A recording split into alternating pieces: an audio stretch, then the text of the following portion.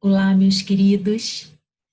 É com prazer que hoje eu estou aqui para que juntos a gente possa conversar um pouquinho sobre a proposta dessa nossa classe de Escola Bíblica Dominical. Antes de mais nada, eu gostaria de me apresentar para aqueles que ainda não me conhecem. Meu nome é Flávia. Eu não sou membro da igreja há muitos anos, então algumas pessoas não me conhecem, mas tenho o prazer de fazer parte do grupo de professores que hoje lecionam e conversam sobre oração. Então, juntamente com Jairo, com a Lana, eu componho esse time dos que trabalham especificamente sobre o tema nesse momento, né, de vivência que a nossa igreja tem tido com a EBD. E é uma honra e uma alegria enorme poder fazer parte desse grupo. Eu fico extremamente agradecida a Deus, eu sou extremamente agradecida a Deus pela oportunidade que Ele me dá de crescer a cada momento que eu me coloco à disposição para ouvir aquilo que é a vontade dele e transmitir com todas as minhas dificuldades e falhas, mas para transmitir aquilo que é a mensagem do Pai para todos nós. Eu sempre cresço, eu sempre aprendo e para mim é um motivo de muita gratidão. Então, sintam-se à vontade em estudar, em desfrutar de cada lição que nós teremos o prazer e o privilégio de conversarmos. Eu tenho certeza absoluta que cada encontro é rico e precisa ser aproveitado por todos aqueles que tiverem a oportunidade de ouvir. Então, gaste seu tempo nesse momento onde a gente ainda está recluso, ainda vivemos uma rotina muito diferente. Gaste seu tempo estudando sobre oração. Mais do que estudando sobre oração, vivendo a oração. É exatamente essa a nossa proposta quando a gente se dispõe a conversar na classe de EBD sobre uma vida de oração. É transportar tudo aquilo que nós temos de teoria e conhecimento para a prática. Porque uma vida de oração, ela sem dúvida alguma, ela é um tesouro nas nossas mãos. Quando a gente se disponibiliza a cuidar diariamente da nossa relação com Deus, a gente desfruta do melhor que Ele pode nos oferecer. Nós já somos livres e libertos pela ressurreição, pela morte e ressurreição de Jesus. E a gente precisa desfrutar dessa liberdade. E um dos caminhos é exatamente manter uma vida de intimidade com Deus. E a gente não tem como desconectar uma vida de intimidade de uma vida de oração. Faz parte, não tem jeito. E aí, hoje então, a gente conversa sobre um momento bíblico que é extremamente enriquecedor e complexo, mas que sempre traz é, ricas experiências e crescimento toda vez que a gente se propõe a ler e estudar. E aí a gente então conversa sobre Jó. E a lição, ela traz como tema exatamente Jó sendo ousado na oração. A minha proposta, ela vai ficar um pouquinho diferente daquilo que a gente tem no nosso material didático, mas não fugindo à estratégia de aprendizado de tudo aquilo que Jó viveu e deixa de ensinamento. Então, é muito difícil a gente esgotar toda a história de Jó numa conversa de poucos minutos, mas eu procurei trazer aquilo que abrange de maneira muito sábia a nossa proposta, que é o trabalho de crescimento numa vida de oração. E aí, eu então inicio a nossa conversa deixando uma pergunta para os irmãos. E eu gostaria que cada irmão refletisse de maneira muito séria sobre essa pergunta. É possível amarmos a Deus somente por quem Ele é, de modo a sentir um contentamento fundamental na vida, independente das circunstâncias?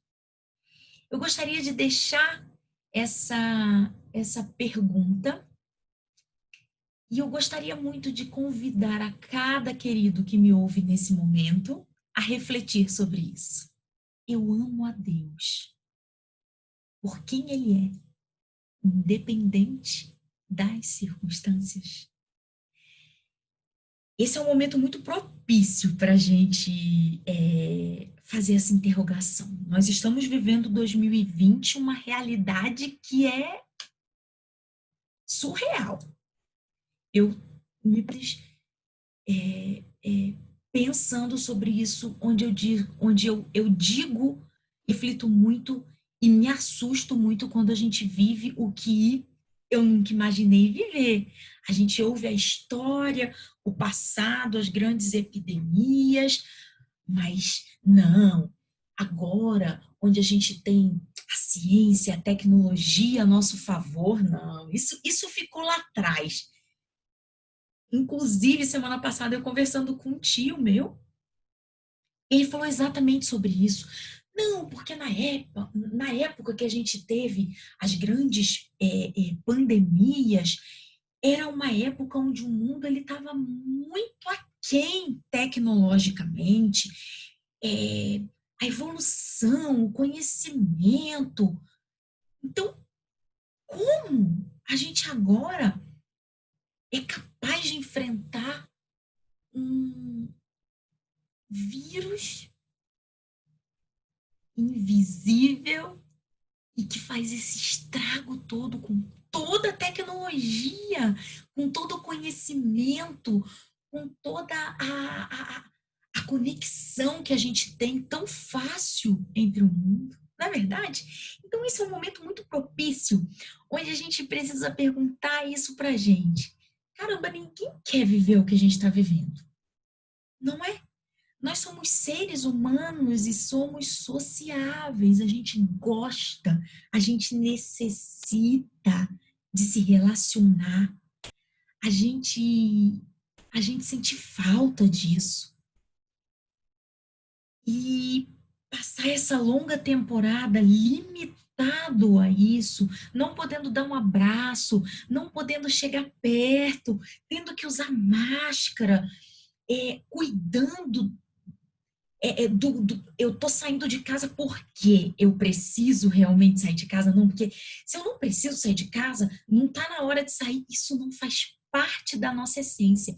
Então é uma época onde fica todo mundo muito perdido, com os nervos à flor da pele, e nesse momento a gente começa a questionar muita coisa. Caramba, poxa, mas eu sou filha de Deus. Eu sou salva, eu acredito no poder dele e eu tenho que passar por isso. E essa pergunta, ela é o reflexo daquilo que a gente é, administra, de como a gente administra cada grande situação e impasse que a gente vive. Então, reflita sobre isso. Até que ponto você, meu querido e amado irmão, ama a Deus?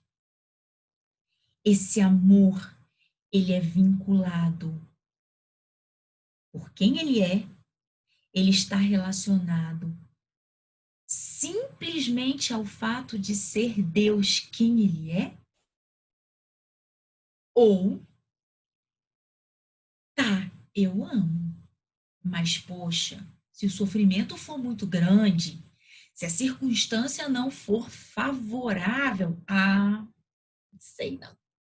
Mas seja sincero na resposta, porque, meu querido, nós estamos vivendo um momento onde é agora a hora de acertar e errar. Não adianta a gente ficar fingindo, escondendo da gente mesmo e vivendo uma vida de mentira. É amar a Deus por quem Ele é. Ou só quando é conveniente amar a Deus. Reflita sobre isso. E aí, então, antes de começar a falar sobre algumas questões específicas de Jó, eu gostaria de colocar alguns conceitos e algumas maneiras que a gente tem para definir oração. E aí eu trago, então, três definições, né, que formam o contexto da oração. Primeiro, a oração como um instinto, um dom. E lá em Gênesis, a gente vê exatamente isso. Gênesis 1, 26 e 27, ele traz exatamente isso. Olha só, a gente foi criado à imagem e semelhança de Deus. E a gente tem, então, instintivamente a necessidade da busca, da oração. E aí, não sempre a oração ao nosso Deus grandioso. Percebam que é muito comum o ser humano se apegar a qualquer coisa que seja mais poderoso do que ele próprio.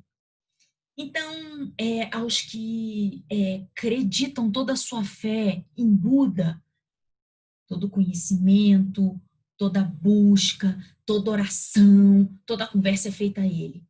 De igual forma, Maomé, de igual forma ao dinheiro, de igual forma a qualquer outra situação que se torne um Deus na vida do ser humano, porque instintivamente nós temos a necessidade dessa busca.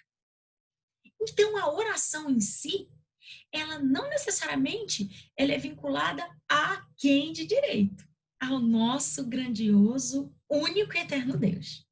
Porque o ser humano tem instintivamente a necessidade de buscar além, de se colocar diante de algo que seja maior, mais poderoso, capaz de todas as coisas resolver.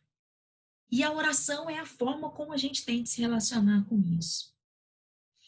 Não deixa também de ser uma conversa, um encontro, onde eu estabeleço uma relação, onde eu tenho o diálogo. E quando a gente fala do diálogo, a gente está falando do retorno. Eu falo, eu ouço. Eu ouço e tenho resposta. Então, a oração, ela vem embutida de toda essa característica. Que quando a gente direciona essa oração ao único e eterno Deus, quando a gente se propõe a viver uma vida onde única e exclusivamente acreditamos toda honra, glória e louvor ao nosso Deus, nós crescemos. Crescemos nessa relação. Crescemos na capacidade de tornar essa conversa e esse encontro cada vez mais íntimo, cada vez mais rico, cada vez mais intenso, cada vez mais necessário. É um processo, meu querido. É uma rotina que precisa ser adotada. E à medida que a gente entende que esse momento de oração, ele é extremamente enriquecedor e grandioso nas nossas vidas, a gente tem sede e necessidade de buscar constantemente esse cuidado de Deus para conosco. Não que uma vida dessa nos blinde de qualquer sofrimento. E hoje a gente vê isso de uma maneira muito clara em tudo que a gente vai conversar. Mas a gente passa pelo sofrimento certos de que não estamos sozinhos. E mais ainda, certos de que estamos acompanhados do melhor, que cuida de nós, que olha por nós e que ama de uma maneira muito além daquilo que a gente conhece sobre o amor e não nos abandona. Essa é a grande diferença. E aí, puxando o gancho para o sofrimento, eu gostaria de trazer esses dois ditos, né, que fazem parte aí da nossa rotina cultural e do dia a dia.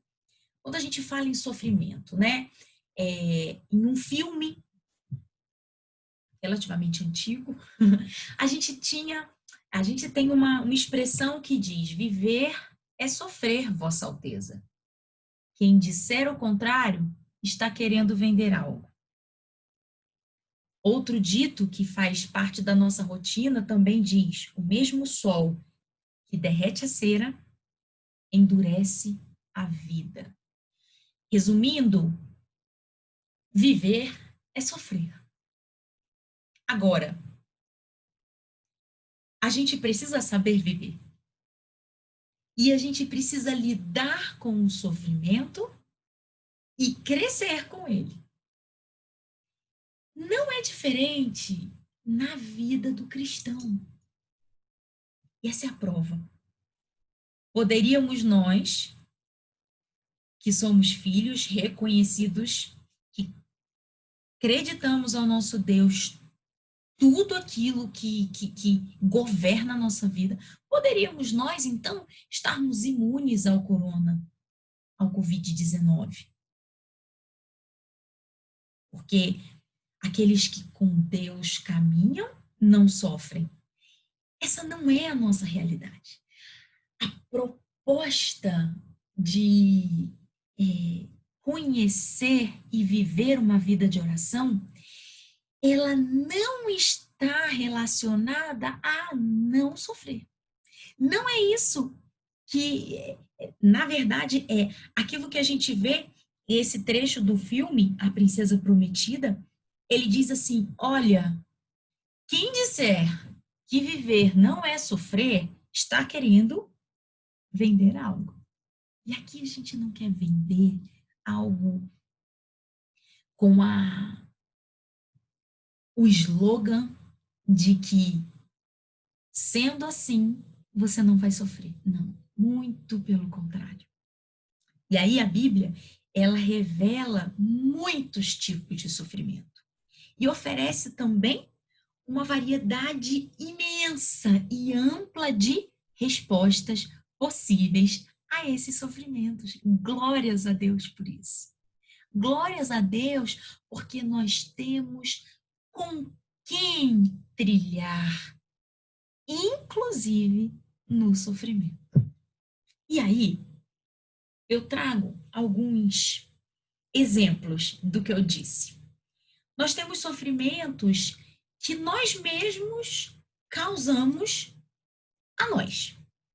Como a gente viu Davi, em toda a sua imaturidade, impetuosidade, no desejo carnal, tudo aquilo que Davi fez com ele mesmo, ele sofreu por aquilo que ele próprio provocou. Jonas sofreu por aquilo que ele próprio provocou. A a gente sofre muitas vezes por situações que nós provocamos, que nós buscamos, que nós não cuidamos. Também tem aqueles que sofrem por traição. Não que esteja relacionado a uma atitude minha, mas aquilo que o outro fez por mim e que me gera um sofrimento tremendo. E aí, quando você fala de traição, você está falando exatamente disso. Tipo, eu não esperava receber de tal pessoa o que eu recebi. Isso é a traição. E a gente vê isso na vida de Paulo com algumas situações, Jeremias. De igual forma, a gente também tem o sofrimento pela perda. O sofrimento como Marta, como Maria, pessoas que sentiram a perda. E como é difícil perder. Como é difícil perder. Como é difícil perder uma pessoa que a gente ama. Como é difícil perder até mesmo algo que a gente tanto conquistou nesse momento, meu querido irmão, como eu penso nisso, sabe aquela sua luta diária para conquistar o sonho de um empreendimento, de um comércio, aquilo que você deu o seu sangue, o seu suor, que você investiu tudo que você tinha de dinheiro, de tempo, vendo agora ruir diante dessa pandemia, perder tudo aquilo que foi o seu ganha-pão e o seu motivo de alegria laboral. Meu irmão, como deve ser difícil perder. Como deve ser difícil fechar a porta de um empreendimento que tem a sua história. É o sofrimento da perda. E aí a gente tem um sofrimento que a gente não consegue nem definir, que é o de Jó. Um sofrimento que é literalmente enigmático.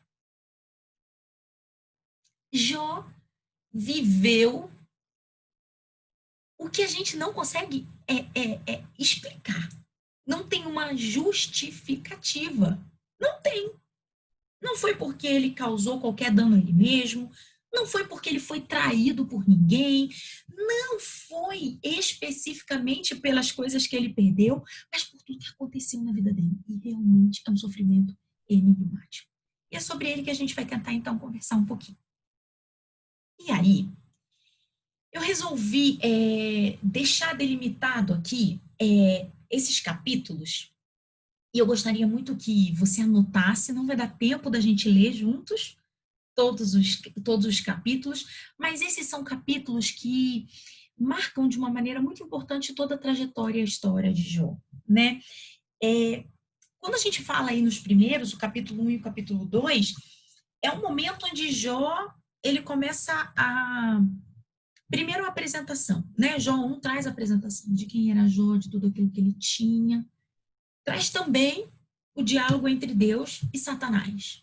Quando Satanás rondando pela terra, Deus pergunta: Ei, o que queres? E aí ele diz: Não, estou aqui. Né? E aí Deus pergunta: Percebes o meu servo Jó? Homem que igual não há na terra, fiel, correto, íntegro. E aí Satanás vem assim: Ah, mas assim é fácil, né? Ei, é tudo que Jó tinha? Riqueza, família, estrutura. Quem não é feliz assim? Quem não é fiel assim? Quem não é temente assim? E aí Deus diz assim: Ah, tá bom, tudo bem. Então, se todo o crédito da fidelidade de Deus está naquilo que ele tem, tudo que ele tem, eu entrego nas tuas mãos. Vejamos então se Jó vai negar a fé, blasfemar contra mim e desistir de toda a vida que ele sempre viveu comigo. E aí, então, Começa a história de Jó. De repente, Jó perde tudo. Tudo. De repente. E nesse momento, Jó rasga suas vestes, raspa o seu cabelo, se coloca em cinzas e diz glórias ao Deus que tudo me deu e tudo pode me tirar. Do pó eu vim, ao pó eu voltarei. Glórias a ele por isso. E aí, lá então, bem no finalzinho do no capítulo 1 de Jó, deixa eu só achar aqui para a gente ler aqui. Depois de tudo que acontece, os últimos 2 versículos do capítulo 1 de Jó, versículos 20, os 3 últimos, 20, 21 e 22, diz assim, olha, então Jó se levanta e, em sinal de tristeza, rasgou as suas roupas e rapou a cabeça. Depois ajoelhou-se, encostou o rosto no chão e adorou a Deus. Aí ele diz, Senhor, o Senhor deu, o Senhor tirou. Louvado seja o seu nome. Assim, apesar de tudo o que havia acontecido, num instante, Jó não pecou e nem pôs a culpa em Deus. E aí Satanás, não satisfeito, questiona de novo. Tudo bem, porque no primeiro momento Deus diz assim, em tudo que ele tem, toque. Aí Satanás depois fala assim, mas eu duvido que se eu não tocar no corpo dele, nos ossos dele, se eu não fizer sofrimento de dor, eu duvido que ele não te negue. E aí Deus diz, então, faça isso, só não tire a vida do meu servo. E Satanás imediatamente faz isso. Satanás, então, agride fisicamente Jó. Faz com que Jó sinta dor na carne. Que Jó se coloque numa situação onde ele as pessoas não querem a presença. E aí, então, Jó sente na pele todo o sofrimento. E ele começa, então, a receber, e aí a grande parte do livro de Jó é onde ele começa a receber todos os conselhos que os seus amigos trazem. Na verdade, todas as explicações que eles querem dar para todo aquele sofrimento. Não, mas tem que ter uma justificativa. Jó, vamos lá, vamos começar a recapitular o que deu de errado na sua vida para você estar merecendo isso. Por que a gente não fala muito isso? Meu Deus, o que eu fiz para merecer isso? Não é muito comum a gente dizer isso? Onde foi que eu errei para estar sofrendo desse jeito? Foi exatamente isso que os amigos de Jó quiseram fazer durante todo o tempo. A gente tem que descobrir onde foi que Jó errou para estar sendo castigado por Deus dessa forma. Ele ouviu isso em primeira mão da esposa dele. Depois que ele então adoece, e lá no final do capítulo 2, não, nem no final, né?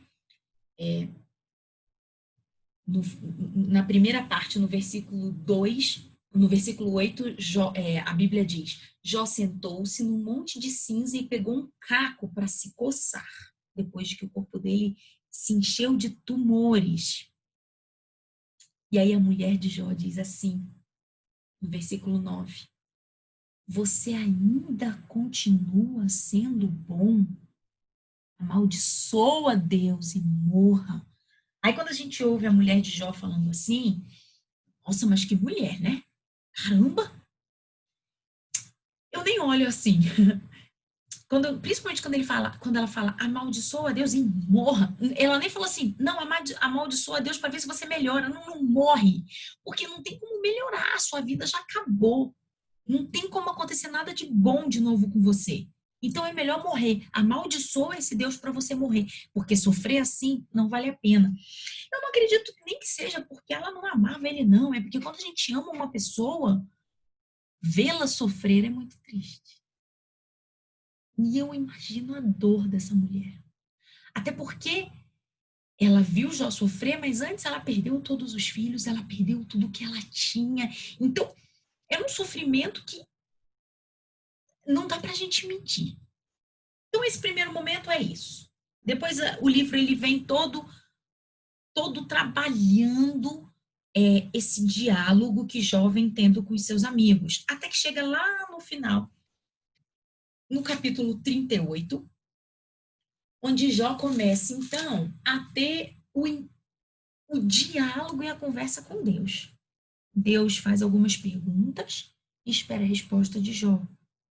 E aí, no versículo 40, no capítulo 42, a gente tem, então, tudo aquilo que Jó aprendeu. Mas lá na frente a gente chega lá. Então, vamos lá.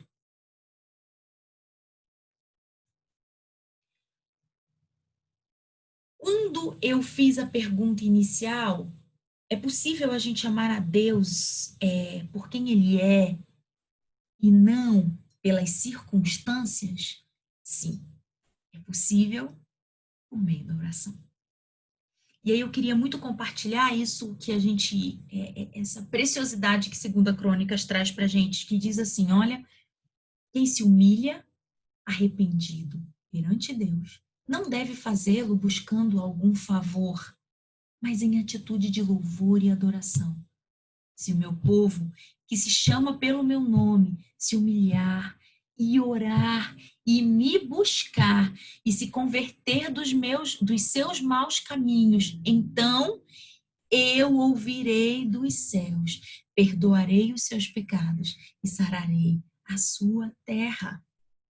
Se o meu povo, que se chama pelo meu nome, se humilhar e orar e me buscar, se convertendo dos seus maus caminhos, então eu ouço.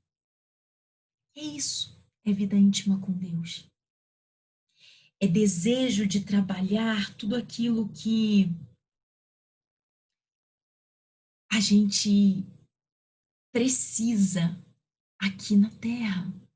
Não adianta, não adianta, meu amado, que a nossa luta diária seja uma luta para conquistar tudo aquilo que materialmente a gente deseja e sonha. Mas a gente precisa regrar a nossa vida de forma a estabelecer uma rotina de intimidade, de oração com o Pai. Lá no capítulo 42, depois que então Jó tem todo o diálogo com os amigos, depois que Jó então ouve de Deus as suas perguntas e ele pergunta, tipo assim, pensa aí em tudo que eu tô te perguntando, para você saber a diferença entre nós dois. E aí depois que Jó então ele ouve isso de Deus, ele lindamente declara o que a gente vê lá no capítulo 42. Eu gostaria de compartilhar, e aí eu gostaria que, se você puder, que você abra a sua Bíblia e juntos a gente vai ler, então, o capítulo 42 de Jó. Não é muito longo, e a gente vai ler, então, os 17 versículos. Vamos lá? Me acompanhe.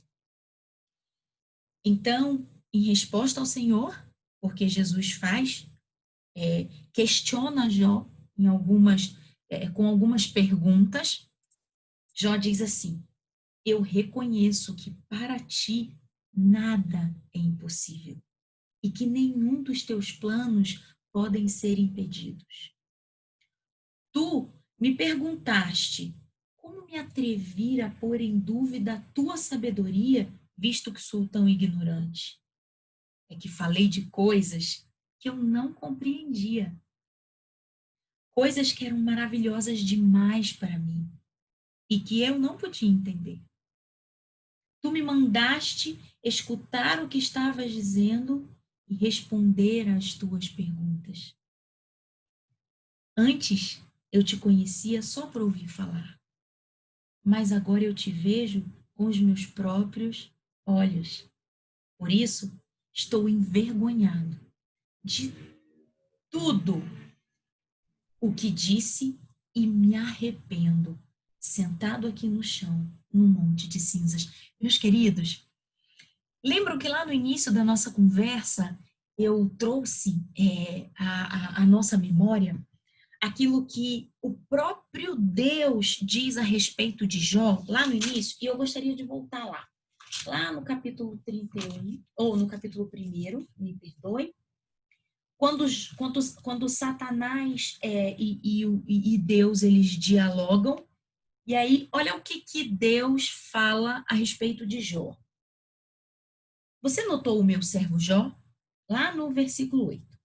No mundo inteiro não há ninguém tão bom e honesto como ele. Ele me teme e procura não fazer nada que seja errado. Essa era a referência de Jó, que Deus tinha de Jó. E percebam que no versículo 42, mesmo sendo um homem bom, justo, temente a Deus, mesmo sendo assim, Jó ainda é capaz de aprender, e ele aprende no sofrimento. E ele é capaz de dizer a Deus: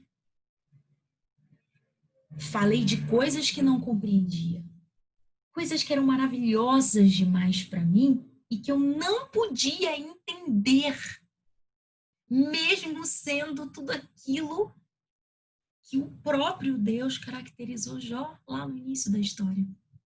E ele ainda diz: tu me mandaste escutar para que eu te respondesse as perguntas. Ele diz que antes ele só o conhecia de ouvir falar, mas agora de contigo andar, porque os meus olhos te veem, meu querido. Olha como a gente tem que aprender. Olha como diariamente a gente tem o que aprender.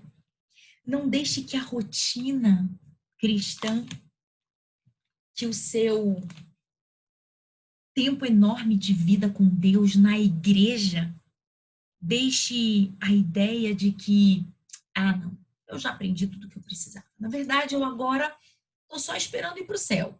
Porque tudo que eu tinha que aprender, tudo que eu tinha que desenvolver, tudo que eu tinha que fazer, eu já fiz. Eu sou exemplar. Eu já li a Bíblia toda algumas vezes.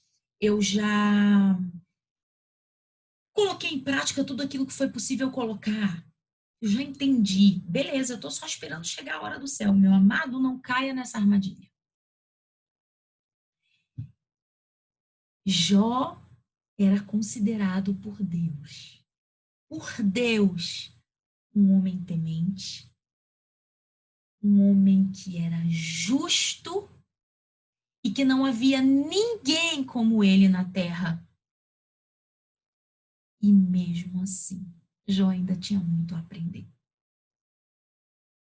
E ele aprendeu de uma maneira super dura, não porque ele merecia, não porque ele merecia, mas porque foi plano e propósito de Deus na vida dele, meu querido.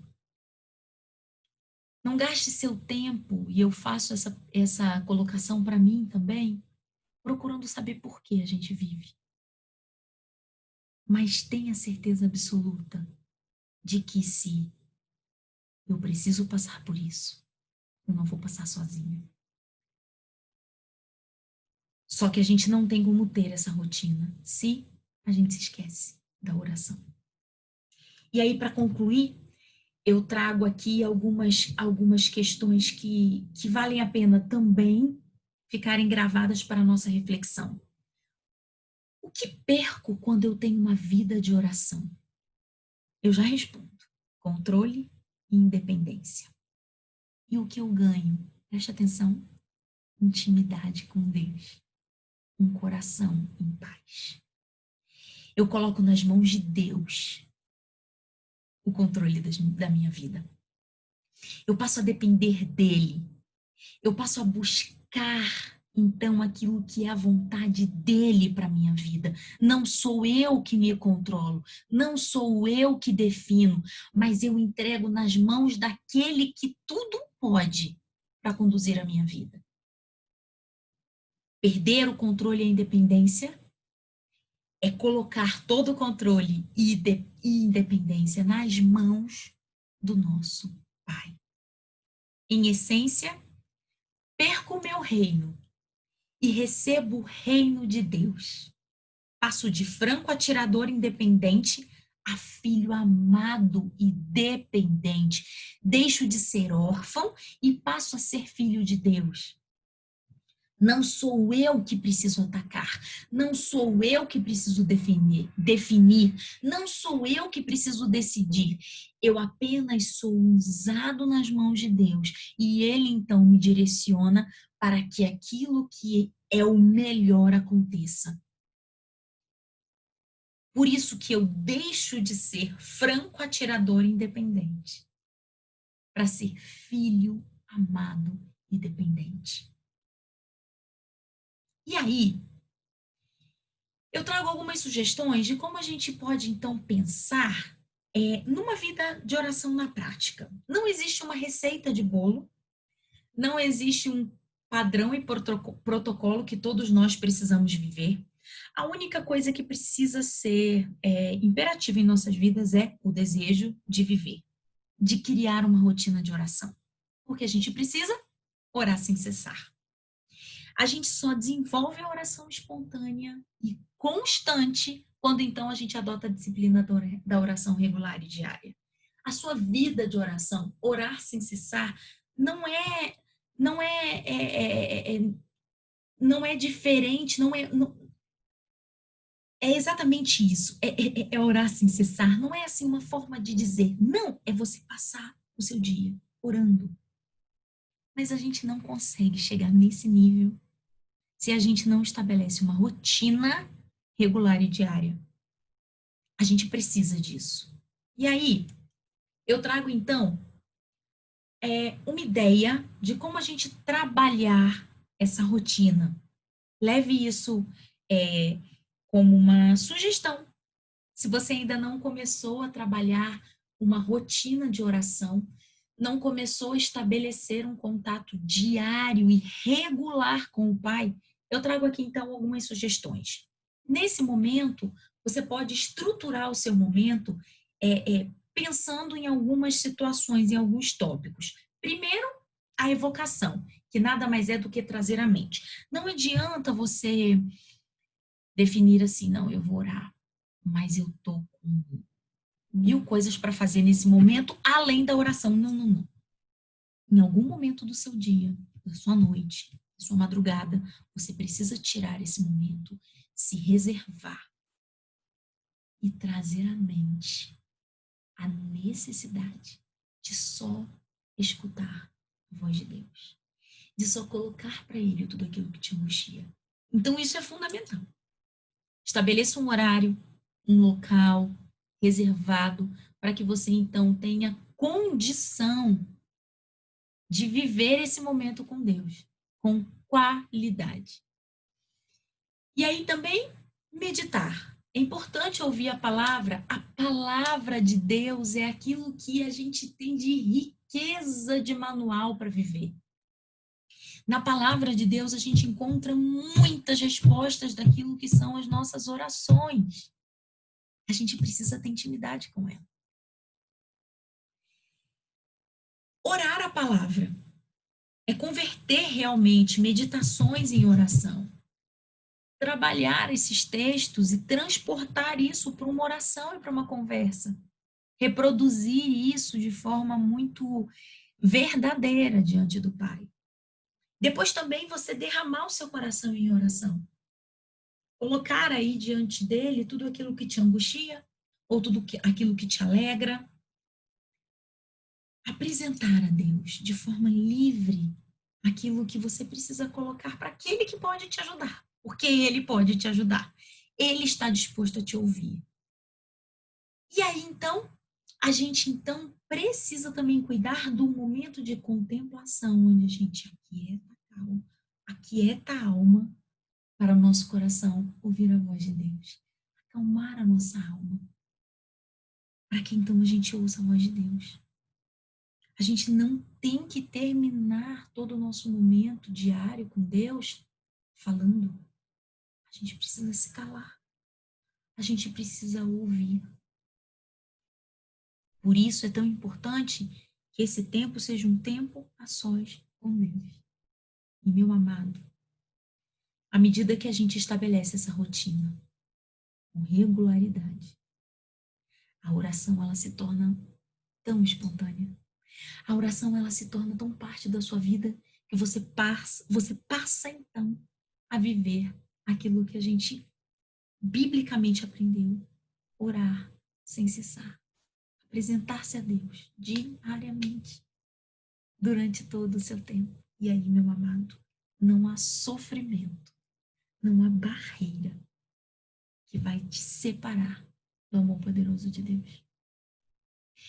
Fica muito mais leve a gente entender que dessa forma eu vou sofrer, porque os sofrimentos eles fazem parte da vida, mas eu vou vencer com a certeza absoluta de que eu passo, eu tenho a resposta, eu tenho a vitória e eu tenho cuidado daquele que tudo pode.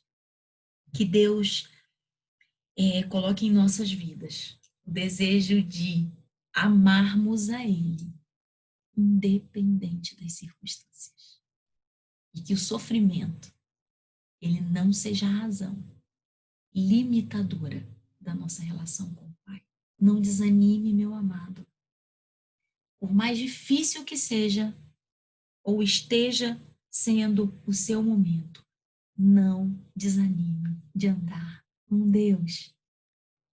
Mantenha-se firme, porque você sempre vai aprender. Você sempre vai crescer. Esse é o nosso maior objetivo. Esse é o nosso maior desejo.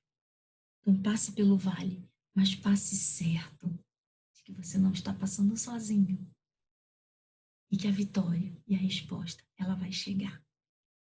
Eu queria muito que nós orássemos.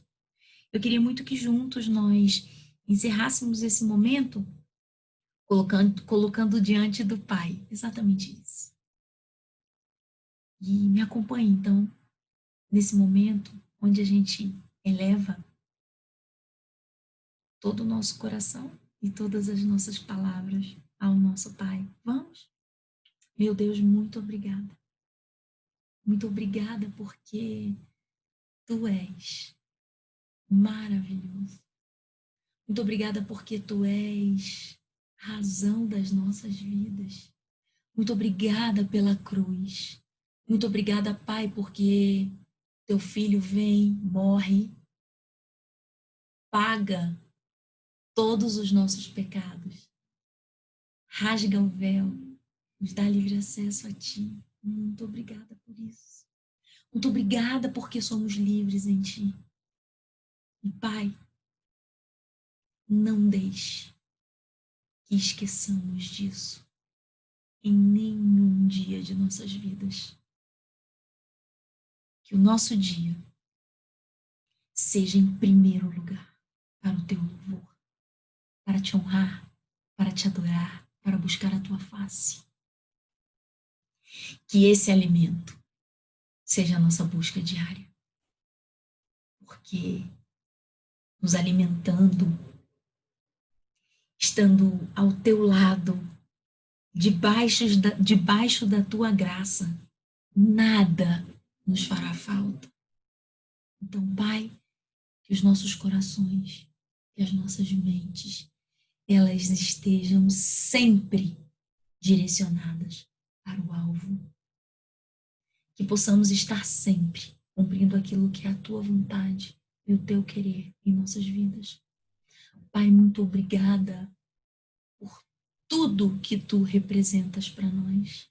Muito obrigada, Senhor, porque em cada vale Tu estás conosco. Temos a convicção de que o sofrimento é fato, mas glórias a Deus, porque estamos caminhando ao teu lado. Cuida do teu povo, Senhor, onde quer que ele esteja agora. Que a tua palavra, ela crave, finque, se estabeleça com raiz profunda no coração de cada servo teu.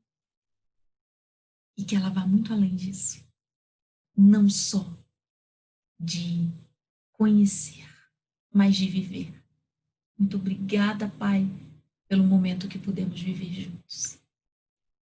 É o que eu te peço, é o que eu te agradeço. Em nome do teu Filho amado Jesus, Senhor e Salvador nosso. Amém. Meu querido, um prazer imenso dividir esse momento com cada um. E que Deus nos abençoe, nos guarde e nos proteja. Uma semana abençoada, uma semana de paz, uma semana com a certeza de que o nosso Deus é conosco. Um grande e saudoso abraço para cada querido que gastou o seu tempinho para estar comigo agora nesse momento. Fiquem na paz e até a próxima.